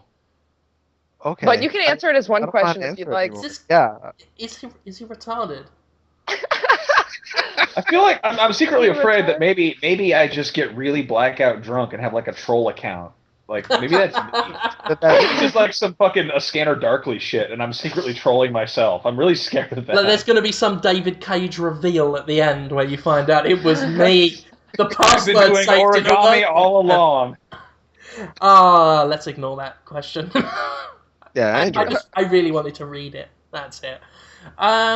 D-Factory asks, what happened to JRPGs in the PS3 360 era? Will they ever return? If so, how? I'll start with you, Jonathan, because I know you're we got kind of similar tastes when it comes to JRPGs and whatnot. I think are they asking if they're going to ever... Are they going to make a comeback? Why aren't there any Well, there's still a good amount, but you can't discount the Wii either because it's got a fair few these days just because it's cheaper to make on there.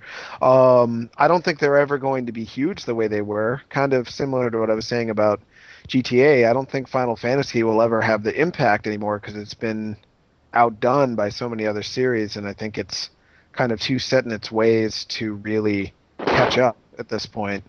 But there's still, if you love that kind of game, they're making them all the time. What was it, Radiant Historia on the DS? That's a great game. Just came out. I think that's I think that's the answer to the question right there is what happened to JRPGs in the PS3 360. They went to the Wii and DS. Where Like the DS is a beautiful system for RPGs, just that the portable nature makes playing a grindy JRPG feel more rewarding, because that's you waste time with a portable thing if you're like on a plane or queuing up for somewhere, and playing grindy games works better than when you sit down in front of your big TV and you're like, right, I'm going to do this one battle over and over again. It doesn't quite work so well. So I think there was a lot of migration. The Wii as well has had some fantastic JRPGs, many of which haven't been localized, unfortunately, because the Wii is technically inferior to the PS3 and 360, which means less having to worry about HD graphics, which is a huge fucking drain on resources. Right. So they can do traditional JRPGs without spending huge amounts of time and money. So that's where they went. As far as ones on the PS3 and 360, I have not played a good JRPG on my 360 or PS3 since Lost Odyssey. Lost Odyssey, yeah. When was that, 2007, 2008? Somewhere back then.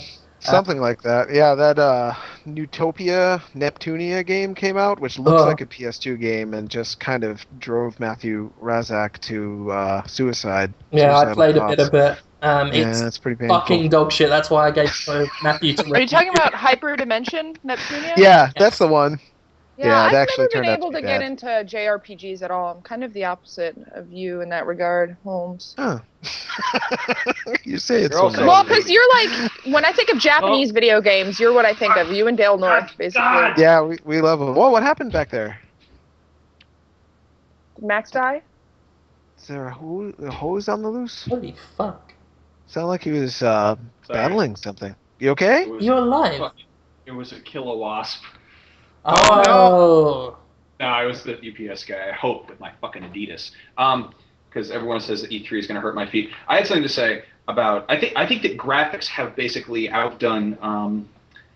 the graphics are too good for JRPGs to kind of flourish on the PS3 and the 360. Like, there's almost like a certain expectation of a game that does something with those systems' powers. That's why you'll find better JRPGs on the DS. The PS3. That's just kind of how it is. The focus can be put on story and you know, like a big world when there's less to worry about graphically.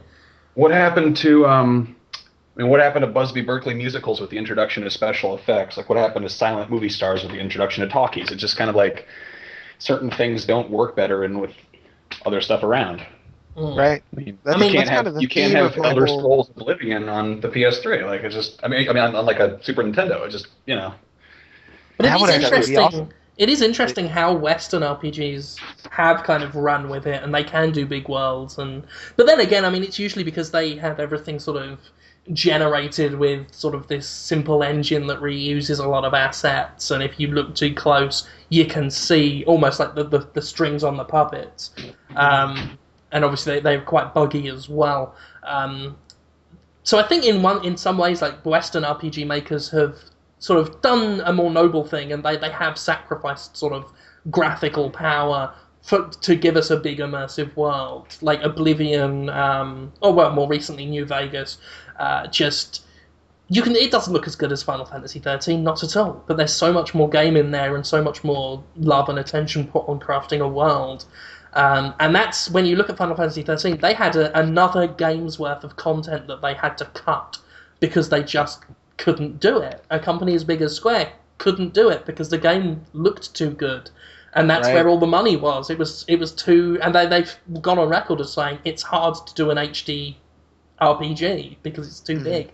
I think they How said long were they working on that game for? Like 7 years or something? Fucking yeah, like at least 6. And they said it would take more than 10 if they ever did the HD Final Fantasy VII that everyone wants. I really hope they never do that.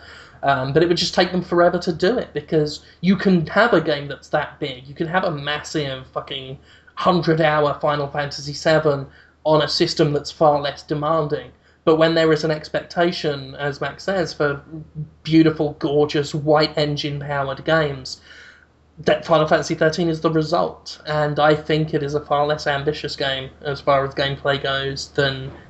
Oh, sure. Yeah, it didn't sell to expectations, my understanding. Good, the game is fucking awful. It's slightly off topic. I'm just going to throw it out. Maybe we'll talk about it next week. The fact that Project Cafe is going to be HD kind of is the end of this era of being able to make a home console game fairly cheaply. I did an article on that on Gamefront as well. Check it out. Did you? You son of a bee? Money. Oh, no, I can't write about it. Oh, fuck it. Nerd. Write about it. No one listens to this red mine. You're alright. If I don't post it on Destructive, it doesn't exist. Don't worry about it. We need to move on because that was just the first serious question. I must say to the listeners, I do apologise. We never get through all the questions I pick. We just don't have time, like the time I'm wasting now. So let's carry on. If people tweet questions at me, I usually answer them if they're bizarrely personal or people want to actually know. Oh yeah, I answered one of them. What would your porn star name be? I talked to Tara about this on the show yesterday. Holmes, what would yours be besides John Holmes? Yeah, see, it's tough because I've had a porn star name my entire life, so it's hard to like. What would your regular name be? Yeah, it would be like, Janet Helms. Oh, Terry, that's your secret identity. Jan Helms, yeah. Oh, what's our question, Jim? I'm sorry, we got to do the real questions. What is it, Jim? Tour Man asks, is there any game you've finished and enjoyed but will never play again? He gave an example. He played Killer 7. He really liked it, but he's got no intention of ever playing it again.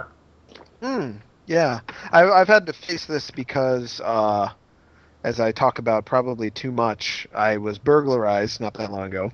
So all of my old save games are gone, and it makes me want to replay all those games in order to just get my save games back. It's weird. It's a weird mentality, but your save game is like a possession. And I'm like, do I want to play through all of Mario Galaxy 2 in order to just have my save game back? And I don't know if I can.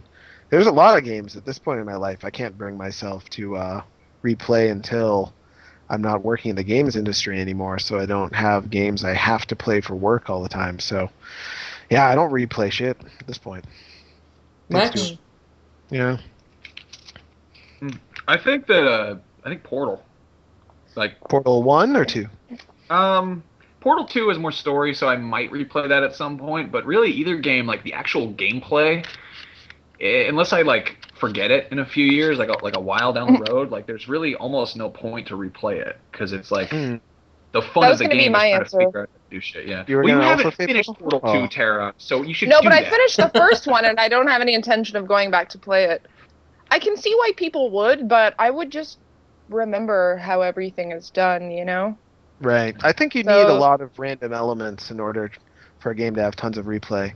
Like, Too many variables. Too many variables. Yeah, like Super Meat Boy, there's so many tiny changes in what happens based on like a split second letting go of the run button or pressing the jump button at a slightly different time that I can replay that game over and over and over again and always feels slightly different. But with Portal, it's pretty mathematical, isn't it? You just kind of put the portals up there and walk through them. The hard part is figuring out how to do it, and I think Super Meat. I don't like trying to do speed runs. I don't like grinding. I basically suck at video games, so I don't really like a serious challenge. Super Meat Boy has almost no appeal to me. I like the design. I want to like the game, but it just like I remember Holmes, you set me up with a level of that once. I couldn't play it. Did I? Yeah, you were like, here, play this, and it was like one of those levels where there's like you're on like a fucking like a pillar, and there's a saw blade below you, and that's all you have to work with. And I'm like, I think that's the entire game. Yeah. Yeah, I think I put the controller down like with one of the sticks bent, and I just kept dying. There was like that little required to die. Oh yeah, it wasn't fun. I don't know. That's a topic for another day. The old it's like those people who like to choke themselves while they jerk off. It's fucking. I don't get it. I mean, have fun with Super Meat. Well, that's one of the reasons. This is totally off topic, but I was thinking of writing an article about some of the best production art ever for games, and not just like technically well done, but like really sums up the game.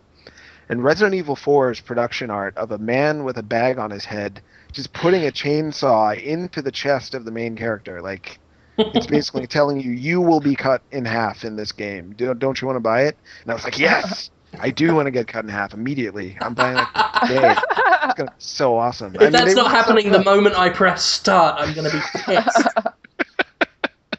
That's exactly right. All right. Sorry. I'm tangenting again. For me, I'd say Kingdom Hearts. Like, I really enjoyed my first time with it, but it's one of those like sort of games that were like, it was special the first time. I don't think it'd be as interesting for me a second time. The very first game or the series in general? I think the very first game and the series in general. Like, Kingdom Hearts 2 didn't feel half as special, and just the subsequent pretentiously named spin-offs that have come out of portables. It's like, I might be interested in Kingdom Hearts 3 just to see like if they make it like really gorgeous looking and impressive and big and sweeping, then I might get back into it. But to be honest, like the length of time between Kingdom Hearts 2 and Kingdom Hearts 3 and all the shitty little spin-offs they've done in the middle that just get worse and worse with the vagueness of the story and pretentious lines like, am I nothing or am I everything? Heart, darkness, lol. It's like, it killed it. Like, Square Enix just murdered that series in front of my eyes with that shit. So I find it very hard to get back into it, but I loved the first one. It's just I don't know if I could ever get back into it again. Let's move on. Great answer. Yeah, to move that, I'm gonna have to. I'll cut Bakewell's question in half, just to focus on favorite special editions. That's always an interesting topic to me because on one hand I fucking hate special editions, and on the other I must have all of them all the time, always. So I'm always in a weird place with special editions. But Tara, let's start with you. Have you got a favorite sort of limited special edition of a game that's come out? Believe it or not, I've never bought a special edition of a game. Yeah, I don't think I have either. I don't want that stuff. What is the point of the review? I don't get pulled in so easily by stuff like that, I guess. It's hard enough for me to decide if I even want to buy a game, much less the special edition of it. But I also just got a proper Xbox, so maybe I'll be doing more of that now. I'll pre-order a game just for the crap that comes with the pre-order. Like, I still have the Muramasa wall scroll and the Persona 3 portable Junpei hat. I think that's how you say his name. I like all that stuff, but if I have to pay for it, like, too poor. Unless it's like a series or something that's like really, really important to you, I wouldn't invest the money in it. I'm not. I mean, I have something against new IP coming out with a special edition. I'm like, I think special editions are a privilege that a game should earn. through becoming a popular and an important franchise. Like when the first Assassin's Creed came out, and it came out with a limited edition with an action figure of a game hero who nobody knew who he was yet. And I'm like, who the fuck do you think you are? Like, how dare you? It's arrogant. Yeah, it strikes me as arrogant to do that. But, you know, you get something like Fallout New Vegas, and they've got, it's the fucking Fallout series. If they want a special edition, have one. You know, by all means, sir. What would you like? You know, let them do it. But that and other sort of new games, it's like, I need you to prove to me that you're a good game first. So I've got no problem when, like, even like more recent things like Gears of War 3, they've got a limited edition coming out, and I'm like, fine, you know, you've proven yourself as a sort of a big series with a lot of fans. They know what they're getting when they buy that game. Have your special edition. I might pick it up. You know, I like Gears, and that's fine. Halo as well. Like, I'm not a fan of Halo as a series, but have your special editions. You've earned it. Not so much with these new ones, and there are loads of them. I can't remember a single fucking one. Otherwise, I'd have had a really good example. Pretend I did. Max, do you have any that's tempted you in any way? You know, it's funny. I worked at I used to be really like a sucker for this kind of thing, and I worked at Tower Records, and I saw so many special editions, and I'm like, I'm gonna put this in my cubby because I'm totally buying it once I get my $200 paycheck for this month. I gradually realized that I really like to buy my collectibles and my media separately. I think there are some cool. I mean, I never have any goddamn money, so I don't buy special editions. Like, I'm lucky if I get a used copy of a game. And I can't think of anything off the top of my head that's really piqued my interest. I think the promotional stuff is much more cool because that shit is rare. Jim, you got that lighter for LA Noire? Yeah. I hate you. I want that. I think lighters are a big thing. I like lighters, but like statues. Like, I'd rather buy a statue on my own, because anybody who sees that statue in your room is going to be like, oh, you bought the special edition. It's like, it's not a collector's edition. Like, it's a collector of what? Like, a collector of that specific thing. Like, it's not like you're going to get them all. I don't know. I mean, yeah, getting a nice big statue is always like, it's good to have, and it feels a bit more unique than like one of the piddly little ones in a collector's edition. Like, I've got the I've never even played Brutal Legend, but I've got that big Eddie Riggs statue, and it's nice to have. As far as limited editions that I've liked, the only one I think that I've always been tempted, I've never gotten around to actually. I was going to buy the Dead Space 2 one because I love Dead Space, but I haven't yet. Because I saw it on Amazon for $60, but then it went back up to 80 when I was about to buy it, and I was like, fuck that. You don't show me something for $60 and then sell it to me for 80. I can't do it. The only one I think I've actually sort of bought myself was Aliens vs. Predator, because I am a terrible Aliens fanatic. So, yeah, I want a fucking facehugger with little spindly legs. I'm going to buy that. So, that's probably my... I would do that. If they make a Fly game, like a Brundle Fly era Fly video game, and it comes with Jeff Goldblum's face that vomits, then I will definitely get that special edition. Have you seen the Fly, starring Jeff Goldblum? And he's just like, hey, how are you? I've got to say, like, The Fly was a technical marvel, because to get Jeff Goldblum to look like a real human being at the beginning of that film was amazing. But my wife finds Jeff Goldblum attractive, and I find that absurd, because that is so weird. He looks like a fish that's grown a body. And some girls like him, but I don't get it. Tara, what's do girls like Jeff Goldblum? You know what? He has kind of a weird face, but there is something oddly attractive about him, and I think it has more to do with his personality and his height than anything else. Ian Malcolm was a mathematician. That's it. In Jurassic Park, you like math. He looks hot with glasses. You see, I don't get it. Glasses? I do not get it, and I like to think 6'4". He's 6'4". Yeah, he's tall. He's got a nice head of hair. Mm-hmm. I do not get it. His face is just kind of weird, but hey, whose isn't? Really? I have a nice face. You do have a very nice face, Max. Hey, going back to the special edition question, I just realized something.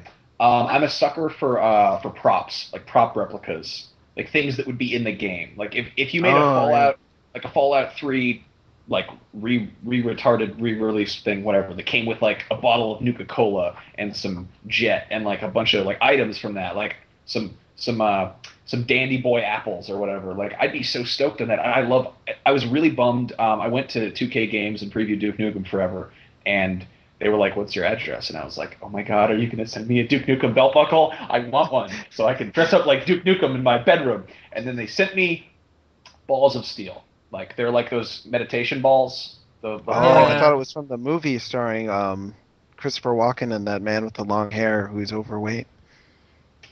You know no, they did not send me. They didn't send me a movie. They sent me these balls of steel, and they're like, I'm not going to look a gift horse in the mouth or a promotional item in the irrelevance, but it's like, it's Duke Nukem. A belt buckle is the opposite of meditation balls. One is like, hey, look at my crotchal region. The other is like, I'm going to hold these in my hand and meditate with them. Like, why would Duke Nukem have meditation? I've got the, Max, I've got the belt buckle if you want it. Whoa. Are you serious? Yeah, that just happened here on this. I'll trade you my meditation balls for your belt buckle. That's okay. You keep your balls, but I can give you my belt buckle. That would be the best, because belt buckle? Yeah, yeah. It makes you feel like you're that man. What the hell? I can't attach it to my medication belt. I don't have a medication belt, by the way. Just one for fat people. I'm not Jerry Springer level. Pisses me off when people pretend I am. Anyway, yeah, I've got that belt buckle knocking about somewhere in my office closet, I think. So, awesome. Yeah, I can either bring it to E3 or ship it along, whatever. Yeah, remind me so I don't forget. But yeah, that's a thing. I'm sure someone in the comments will. My current belt buckle that I've had for ages was made for me by my friends at the Battle Hill Forge. I have blacksmith friends. I've mentioned this. Google them. The Battle Hill. My belt buckle. It's a skull. It's the Battle Hill Forge. They made it for me. I'm sorry. I thought it was a hot topic. Yeah, well, shut up. Okay, Spaceman Spiff. This will probably just have to be the last question. Actually, first, Mr. Andy Dixon asked why we never answer any of his questions, which I wanted to just reference because I like Mr. Andy Dixon. He is probably my favourite community member. I think so too, actually. Yeah, and I don't want him to go unloved on this podcast. He's a great guy. I talk about Mr. Andy Dixon around my house, like because my girlfriend Jen's really big in the chat community. She goes in Outer Heaven all the time, and the user Zwa is his name is Andy in real life, and she'll be like, Andy said the funniest thing, and I'm like, wait, Mr. Andy Dixon or Zwa? And she's like, Mr. Andy Dixon. This is how fucking lame my household is, by the way. Like, the funniest thing happened in the chat room today. He loves you too, Max. He talks about you a lot. Yeah, well, it's kind of nice. I think the community is awesome. I like to hang out in the chat room, and I like to go read the C blogs occasionally. Yeah, me too. It's community. If you're listening to this, all of you. He's a man of the people. That's right. Unlike fucking Tara Long, who doesn't even go on Twitter ever. No. Oh, it's you can't work when you go on Twitter. It just eats your whole mind. Yeah, I spend more time like getting into fights and debates on Twitter than I do when I'm supposed to be fucking working.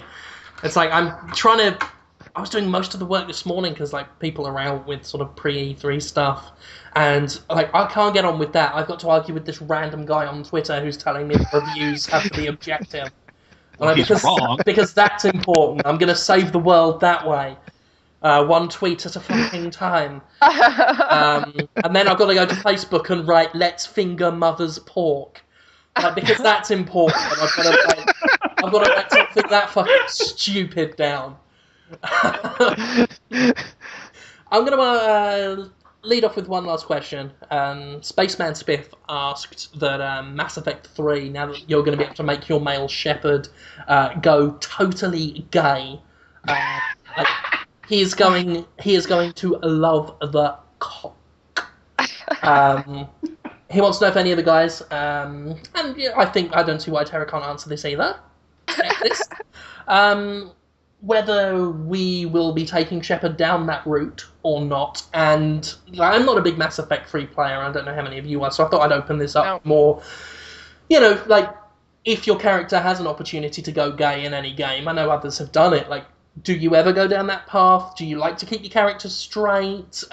Just sort of how interested you are in sort of gay representation and playing sort of gay roles in games. Like, whether that's something you're happy to do, interested in doing, like it's just not your thing or whatever.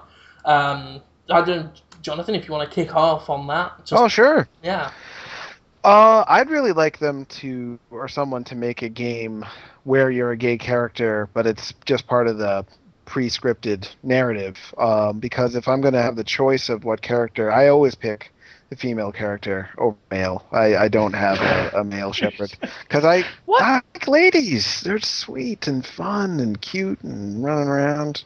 And then a dude, and like, describe it like they're bunnies or something. Yeah, it's totally sexist. If you take a woman home, you're gonna have to feed her every day. If you're Dr. Doom, rip her skin. Just bring it back there. Right. So yeah, I wouldn't know about male shepherd on male action because I won't play the game like that. If I were forced to play with a male shepherd, oh yeah, totally gay, 100%. I want something I haven't gotten. Yeah. God damn it, Holmes. No, What'd I do wrong? I'm sorry. You're so non-threatening in every way. It's. Be more threatening. Oh, I'm gonna be threatening. Wow. No, I kind of take the position with you because obviously I play as a female, and as I understand that there aren't many gay female characters in video games. Though, correct me if I'm wrong on that. Faith from Mirror's Edge is like asexual, right? She's the only one I think of that, like, do you watch Logo at all? Are you guys watching Logo? Never heard of it. I've been watching Logo. It's the gay channel. The gay channel for gays. Is there a gay channel for gays? Because Bravo was gay. What's that on? I want a gay channel for gays. I probably don't care about Mississippi. And the thing about, I'm listening loud and clear, and the thing about Logo do you get to see big, like, serious cock? That's TV channel, not porn. I haven't seen any big screens. I'm not interested. They do air like. Don't give me their personalities. Just some dick and balls, please. They show Daria on that channel, and Daria is not gay, but people like to think she's gay, so they're like, just strong-willed. Exactly. She's gender nonconformist. All right, why am I talking about this again? That's offensive. Oh, she looks like a dyke. She might as well go on the gay channel.